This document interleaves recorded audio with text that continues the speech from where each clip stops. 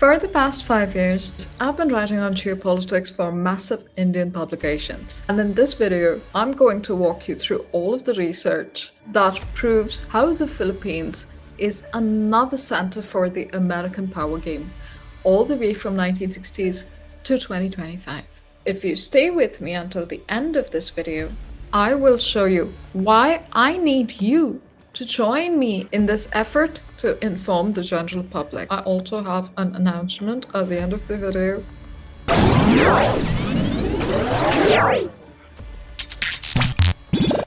Ferdinand Marcos first became the president of the Philippines in 1965 and then again in 1969. And in 1969, after winning his second term, he ruled for a while and he had Western support. And then a few years down the line, he signs Proclamation 1081, martial law. This was in September of 1972. Martial law changed everything, as it does.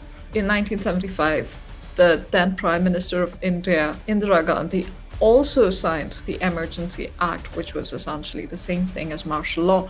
This effectively concentrated power in the presidency even more than it already was in the Philippines, and it set the stage for a generational dynastic rivalry. So this martial law and Marcos-Aquino had the tacit support of the United States of America, as well as general Western support, because at the time the US was more worried that communism was spreading and the Soviet Union was a powerful entity, and so it just decided to support Marcos acting as dictator in the Philippines because it thought that it was a better option than communism. But martial law set up a massive rivalry between the families of Ferdinand Marcos Sr. and Senator Benigno Aquino, who was also known as Ninoy and was a very popular politician in the Philippines. Now, he had a lot of political clout, but because Marcos was the president, he self-exiled himself to the States, where he became extremely popular as an opposition leader for the Philippines, and then he thought he could challenge Ferdinand Marcos in the Philippines. But when he landed at the airport in Manila, he was assassinated. This was 10 years after martial law implementation in 1983. Assassinations were not uncommon at this time. Again, if we are to look at Indira Gandhi, she was assassinated just a few years later in India. Now, Benigno Aquino, Ninoy, I'm just going to call him Ninoy now, he became the rallying cry for the Filipino people. And in 1986, these people revolted against Marcos in the People's Power Uprising. Since then, the Aquinos and the Marcos families have symbolized the two sides of Philippines politics. Now, coming back to modern times, in 2022, Ferdinand Marcos Jr., also known as Bongbong, who is the son of the former dictator, was elected the president of the Republic of the Philippines. His victory reversed decades of exile of the Marcos family from national office and brought the Marcos name back to Malacanang. And all through this time, members of the Aquino family have also remained politically active in societal and civic life. They obviously had no reason to hide. Some of the younger Aquinos have moved from direct politics to coalition building in civic society. If you've read my articles or watched your political videos, you know what civic society and coalition building often signify. If not, then stay tuned, we will get into it. Now, Kiko Aquino, who is the grandson of Ninoy, and his wife, Cory Aquino, who is also very popular in the States, as well as the Philippines, was the co-convener of the Tindig Pilipinas organization. I am probably butchering these names. Now, Tindig Pilipinas is extremely interesting, okay? It's a coalition of civic society, advocacy, and activist groups. A large part of it is actually funded by the US. So, while Marcos Jr. is president, Aquino Jr. is part of a US-funded civic coalition. Now, if you're looking at street politics in the Philippines, we need to follow the domestic rivalries as well as a layer of grant making and institutional support from the West. These layers overlap and shape how protests are organized and how media narratives are framed. In the Philippines, this network is visible through several organizations. Tindig Pilipinas was one of the organizations that convened the September 2025 demonstrations. And as I mentioned, Marcos-Aquino was one of its co-conveners. InciteGov, a governance network, is also explicitly documented by the National Endowment of Democracy, which is the NED, which is a front of the CIA, and it does not really hide that fact.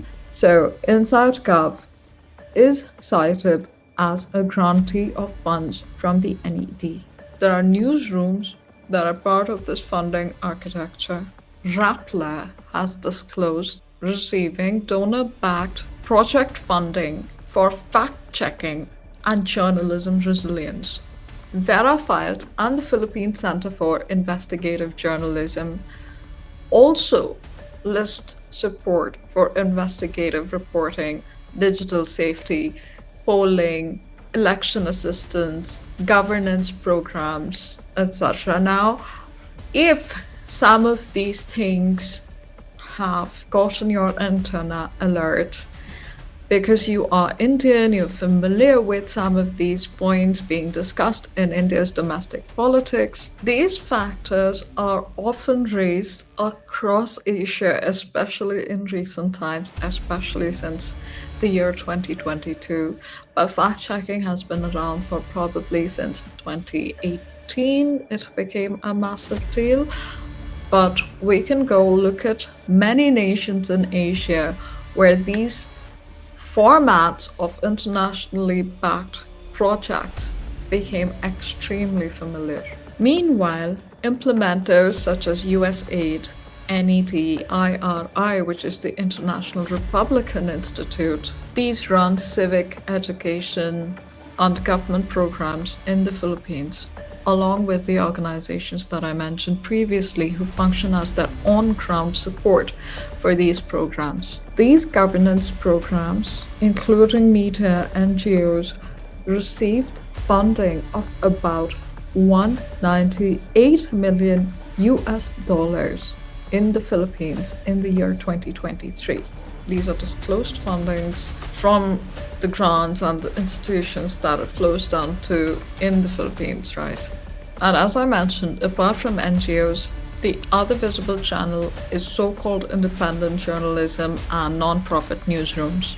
Obviously, if they are donor-backed, they don't need to run after a profit. Typically, if they were truly independent, these would serve as extremely valuable centers for journalism.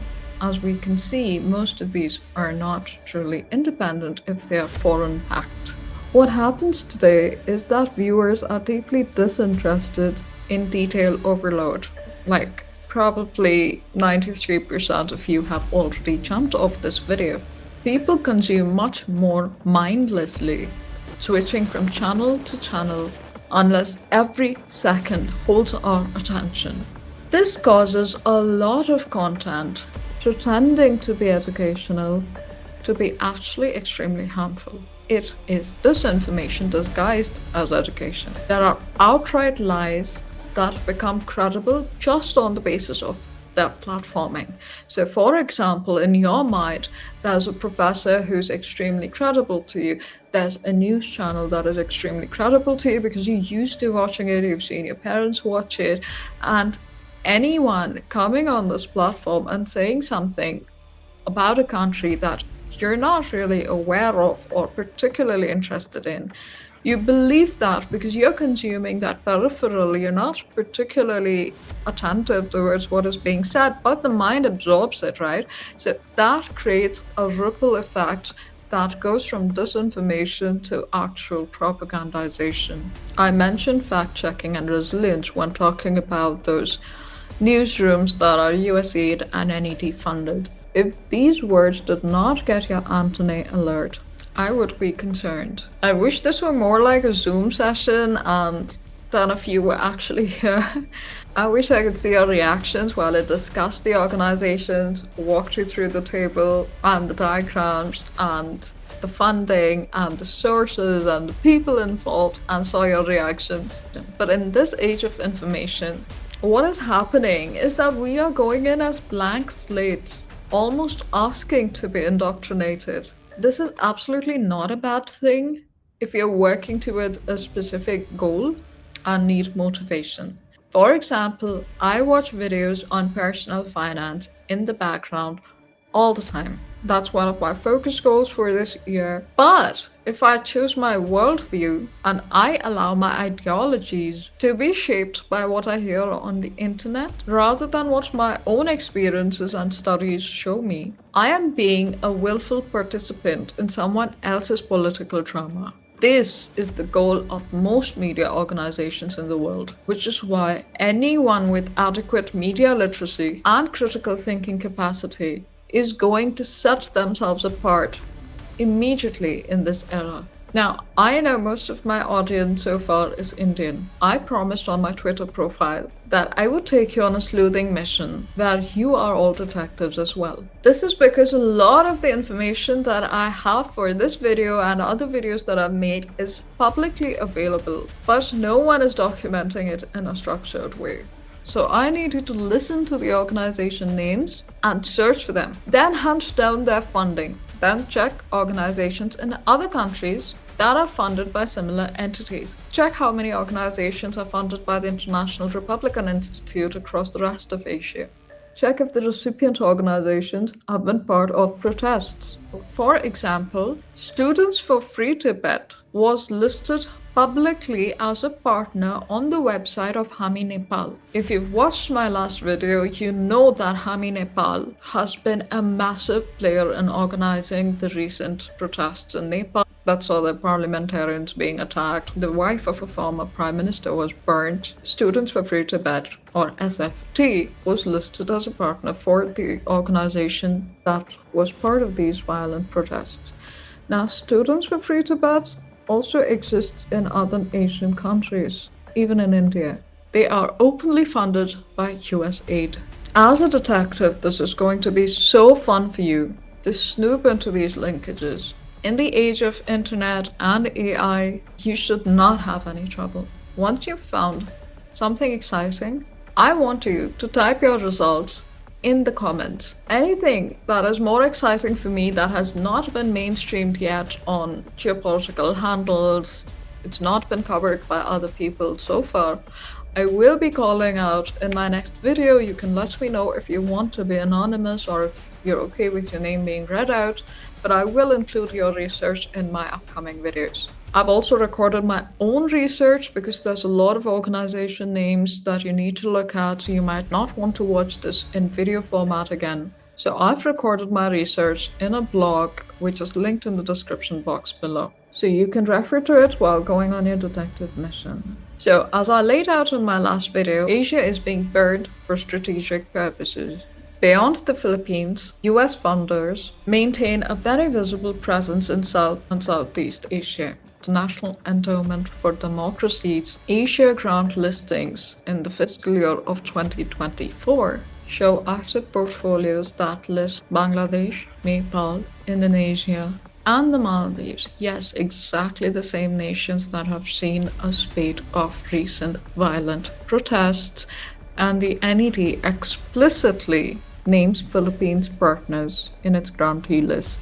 US State Department engagement with civil society actors, those student leaders that are protesting, is documented in public programs.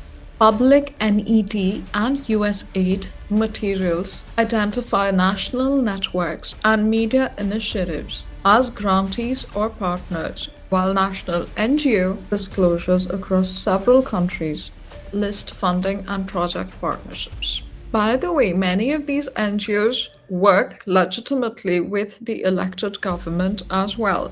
So either the government has no idea who these NGOs are backed by and they just decide to participate for, social responsibility purposes, or they are aware and comfortable with the idea of US-backed NGOs being part of these projects, until the time when they become uncomfortable and decide to crack down, which has happened. It's happened in the Maldives, it has happened in Philippines, it has happened in India.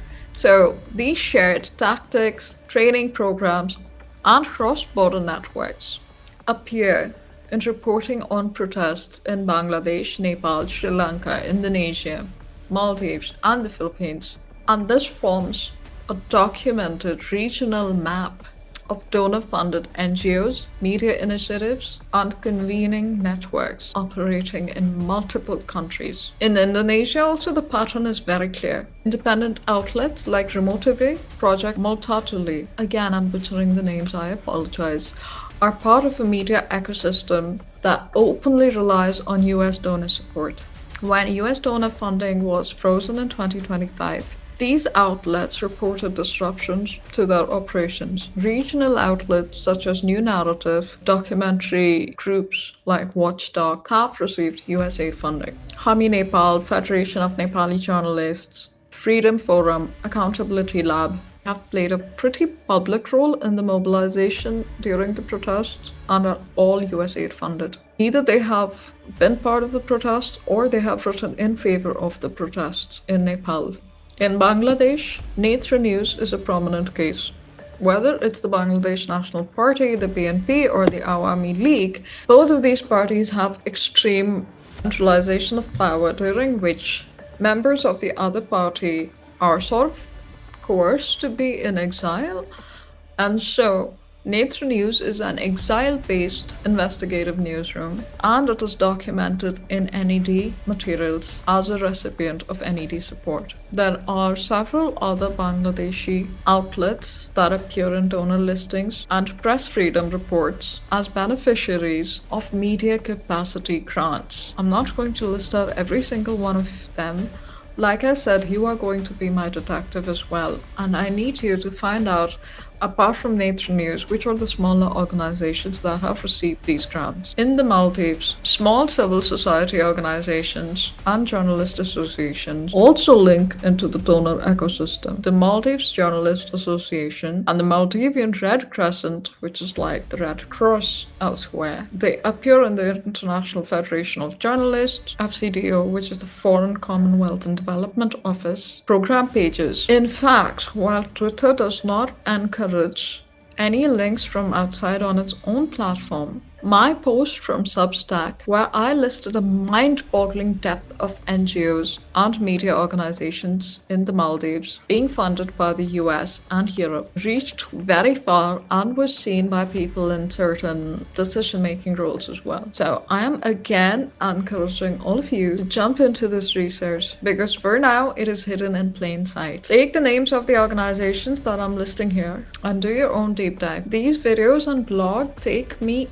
intense research, by the way, so at least click on the like button so that the YouTube algorithm knows that you intend to get smarter about your video consumption and shows you similar content. If you're feeling generous in this festive season, do consider scanning the QR code and donating as well. It would mean so much to me to be able to bring you more research content like this. So the operational channels are consistent across these countries. They supply technical training. In fact, Tom Highland, who is no more, and he detailed, like, these people aren't really hiding it. He detailed how he trained people from Tibet, from other protesting nations, from other societies, and trained them in hacktivism, right? I have linked everything here, or you can see the article here as well. So there's people that are completely openly involved in all of these technical trainings, not just the fundings. Then they fund media capacity project in investigative reporting,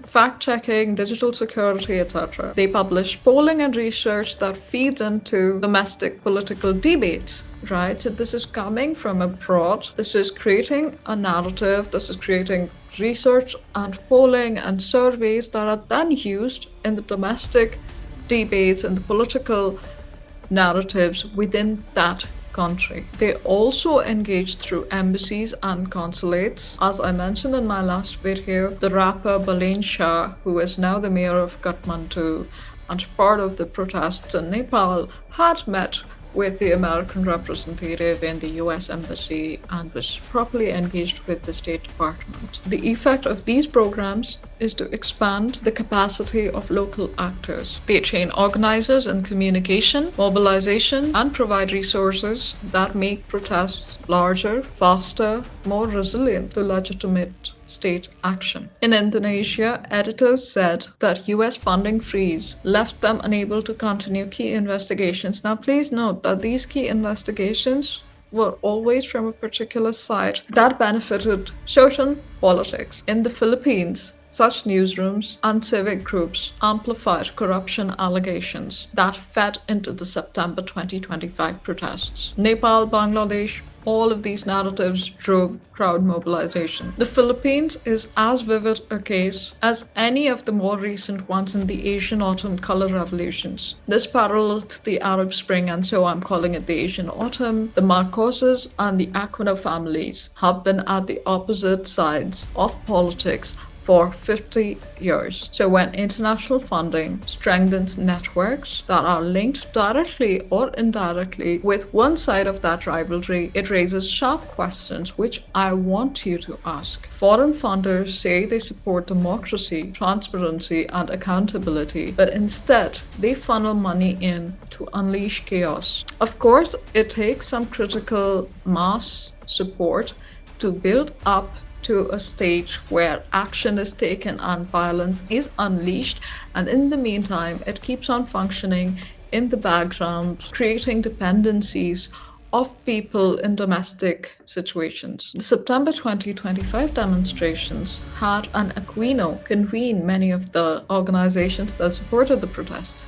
And this is happening under a Marcos presidency. This shows us how political dynasties and foreign support shape the future of nations. Now, as I told you in the beginning of the video, there's a reason that I want you to watch this video, that I want you to participate in the research. Most independent geopolitical experts on YouTube are from a group that offers a NATO-first perspective. Obviously, we are the product of our own geographies as well. So it's not a moral question of whether they're right or wrong, but whether it's Piotr Curzon, Dr. Sarah Payne, Peter Zehan, Professor James Curlin, at a time when India is a geopolitical heavyweight, whether it is acting as a stabilizing force in the Russia-Ukraine conflict, or whether it is seeking a solution to the West Asian crisis involving Israel and Palestine, there is a complete lack of globally available Indian perspectives. I have made several videos in Hindi just so that I could appeal to an Indian specific population, but I think that this is the right time that the Indian narrative needs to go out everywhere and not just be discussed within the country. So going forward, this channel will be in English and it can be shared by people anywhere seeking a more Indian perspective. So I do need you to join me in this endeavor, because if we don't use the chances given to us by the turning wheel of time, the country itself loses that opportunity to establish its impression on history. To that end, I am looking to do a media literacy workshop or webinar over the next few weeks. I need you to write in the comments if you are interested. I will also be sharing this with other channels. I have way more subscribers and followers on Twitter, for example. So don't miss your chance to get involved. That said, my deep dive into the Asian Autumn Roundup involving Nepal was very well received. So if you haven't watched it, this is a chance to catch up. Don't miss this one. I'll see you next time.